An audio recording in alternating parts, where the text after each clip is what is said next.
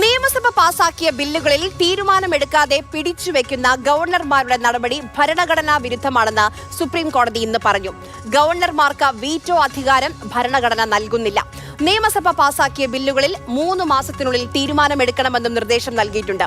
പ്രത്യേകിച്ച് പ്രതിപക്ഷം ഭരിക്കുന്ന സംസ്ഥാനങ്ങളിൽ ഗവർണർമാരുടെ ഇടപെടലുകൾക്ക് തടയിടുന്നതാണ് സുപ്രീം കോടതിയുടെ ഇന്നത്തെ ഉത്തരവ്. നമുക്ക് ആദ്യം ഇതെങ്ങനെയാണ് ഈ വിഷയം സുപ്രീം കോടതിയിലേക്ക് എത്തിയതെന്ന് വളരെ പെട്ടെന്നൊന്ന് പറഞ്ഞു പോകാം.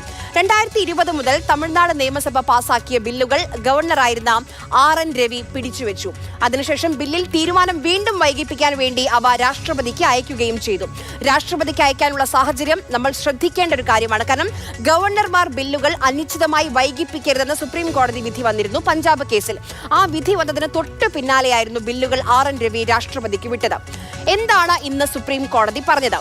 ഈ പറയുന്നതുപോലെ ഭരണഘടനയുടെ 200-ാം അനുച്ഛേദമാണ് ഗവർണറുടെ അവകാശം പ്രതിപാദിക്കുന്നത്. ഇതനുസരിച്ച് 3 കാര്യങ്ങൾ ഗവർണർക്ക് ചെയ്യാൻ കഴിയും. 1, ബില്ലിന് അംഗീകാരം നൽകാം. 2, ബില്ലുമായി ബന്ധപ്പെട്ട് എന്തെങ്കിലും സംശയമുണ്ടെങ്കിൽ അത് പരിശോധിക്കാൻ വേണ്ടി പിടിച്ചുവെക്കാം. 3, രാഷ്ട്രപതിക്ക് അയക്കാം. ഭരണഘടന കൃത്യമായി ഒരു സമയപരിധി പറയുന്നില്ല എന്നതായിരുന്നു പല ഗവർണർമാരും ദുരുപയോഗം ചെയ്തുകൊണ്ടിരുന്നത്.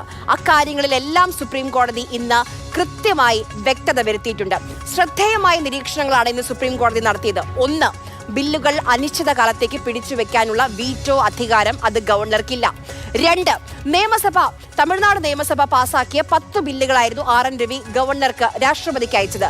നിയമസഭ 2 തവണ പാസാക്കിയ ബില്ലുകൾ രാഷ്ട്രപതിക്ക് അയച്ചത് നിയമവിരുദ്ധമാണെന്ന് സുപ്രീം കോടതി ഇന്ന് നിരീക്ഷിക്കുക മാത്രമല്ല ഈ 10 ബില്ലുകളും ഒപ്പുവെച്ചതായി സുപ്രീം കോടതി പറയുകയും ചെയ്തു. 3, സമയക്രമവും നിർദ്ദേശിച്ചിട്ടുണ്ട് സുപ്രീം കോടതി ഇന്ന്. സംസ്ഥാന മന്ത്രിസഭയുടെ ഉപദേശപ്രകാരം ബില്ല് തിരിച്ചയക്കുകയോ രാഷ്ട്രപതിക്ക് അയക്കുകയോ ചെയ്യുന്നെങ്കിൽ അത് 1 മാസത്തിനകം വേണം. മന്ത്രിസഭയുടെ ഉപദേശമില്ലാതെയാണ് ബില്ല് തിരിച്ചയക്കുകയെങ്കിൽ അത് 3 മാസത്തിനുള്ളിൽ വേണം. ഇതാണ് സുപ്രീം കോടതിയുടെ നിർദ്ദേശം. ഗവർണറുടെ അധികാരത്തിൽ സുപ്രധാനമാണ് സുപ്രീം കോടതിയുടെ ഇന്നത്തെ വിധി എന്ന കാര്യത്തിൽ ഒരു സംശയവുമില്ല.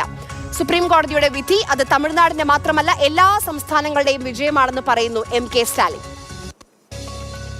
தமிழ்நாடு அரசு மாண்புமை உச்சநீதிமன்றத்தில் வழக்கு தொடுத்ததில் தமிழ்நாடு அரசின் வாதத்தில் இருந்த நியாயத்தை ஏற்று மாண்புமிகு ஆளுநர் அவர்கள் நிறுத்தி வைத்திருந்தது சட்டவிரோதமானது என்றும்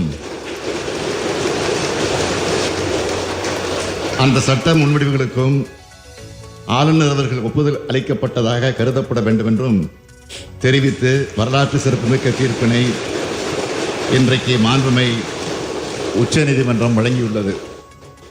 இந்த தீர்ப்பு தமிழ்நாட்டுக்கு மட்டுமின்றி இந்தியாவில் உள்ள அனைத்து மாநில அரசுகளுக்கும் கிடைத்த மாபெரும் வெற்றியாகும்.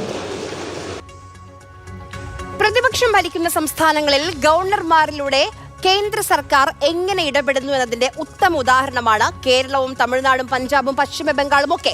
നിയമസഭകൾ പാസാക്കിയ ബില്ലുകളിൽ തീരുമാനം വൈകിപ്പിക്കുന്നത് എതിർത്ത് കേരളം സമർപ്പിച്ച ഹർജികൾ ജസ്റ്റിസ് JB പർദിവാല അധ്യക്ഷനായ ബെഞ്ചിന് വിടണമെന്ന് സംസ്ഥാനം ഇന്ന് ചീഫ് ജസ്റ്റിസിനോട് ആവശ്യപ്പെട്ടിരുന്നു. എന്നാൽ ഈ ആവശ്യത്തിൽ ചീഫ് ജസ്റ്റിസ് തീരുമാനം പറഞ്ഞിട്ടില്ല.